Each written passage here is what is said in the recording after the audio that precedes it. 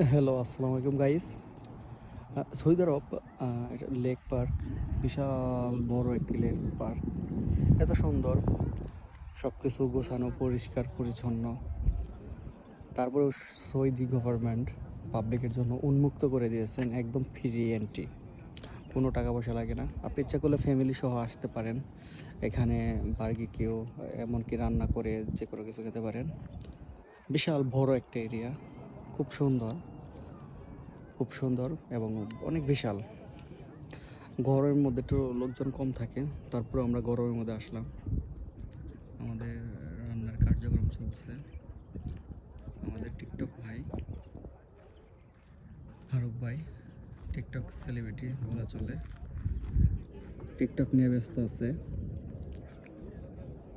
খুব সুন্দর একটি পরিবেশ। কারণ সৌদি আরব আমরা যারা থাকি, রিয়াদের ভিতরে থাকি, আসলে এই সুন্দর এই পরিবেশটা আমরা আসলে দেখতে পারি না। কারণ ইট পাথরে থাকতে থাকতে মনটা কেমন জানি ইট পাথরের মতো শক্ত হয়ে যায়।